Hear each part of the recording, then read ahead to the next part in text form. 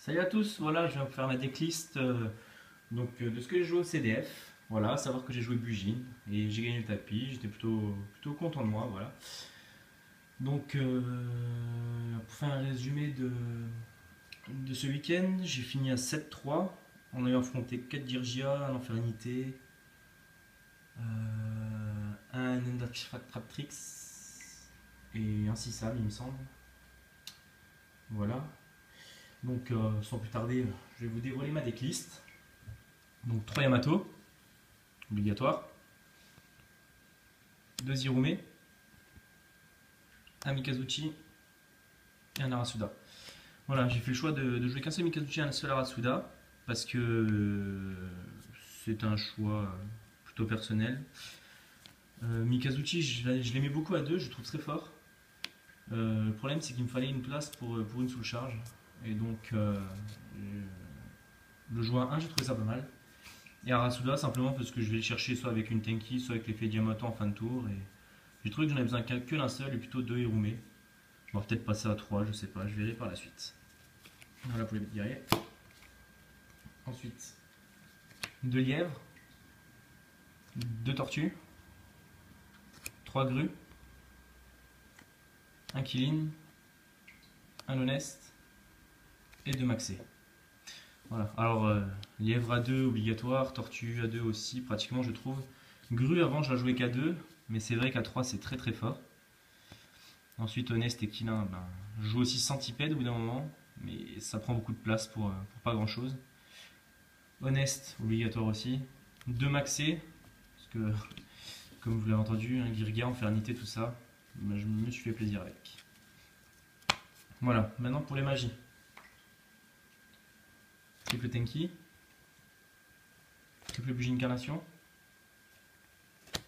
triple Typhon, double lance, une soul charge et une Dark Hole. Voilà, donc j'ai décidé de ne pas jouer de pod, parce que je trouvais que c'est une version qui se paie beaucoup. Donc à part avoir un pod tour 0, sinon je paie pratiquement tout le temps. Lance descendu à 2, c'est suffisant. Sous charge, je suis pas vraiment fan de cette carte, mais c'est une carte de top deck absolu.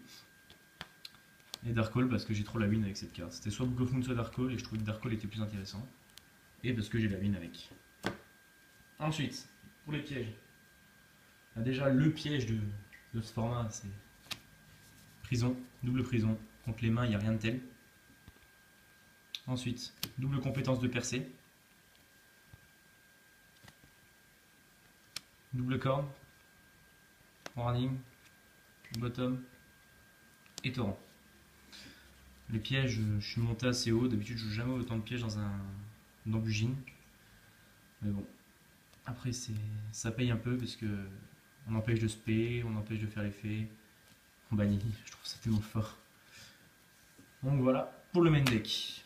Ensuite, pour l'extra. Double Shizano. Un Kagotsushi. Un Amaterasu. Un Tsukuyomi. Que j'ai jamais sorti, mais bon. Toujours un Bugine en plus. Un 101. Un Maestroc. Un Omega. Un Direwolf. Une Crazy Box. Un Dweller. Un Black Sheep. Un Cowboy. Qui m'a sauvé une game. Un Ragna 0. Très fort. Et la carte qui m'a sauvé 2 games. Earthland Draco. Très très forte comme carte. Voilà. Ensuite, le side, je l'ai plus au complet parce que j'ai rendu quelques cartes qu'on m'avait prêtées. Mais il me reste quand même une bonne partie. Donc j'avais joué un Mind Control pour les mirrors. 2 Dust. 2 Rivalry. 2 Mémoire. 2 Dark Mirror. Et 2 Veiler. Donc voilà pour toute ma compo. Je trouve que je m'en suis pas trop mal sorti. Faire 7-3, finir 69e. J'ai quand même gagné le tapis Bugine et les sleeves. Donc j'étais plutôt content de moi pour avoir commencé Yu-Gi-Oh au mois de janvier. Finir 69e, je trouve ça pas mal. Et voilà. Donc j'espère qu'on se retrouvera pour une nouvelle decklist après le CDE. Pour l'instant, je vous souhaite bonne continuation. Allez, salut à tous!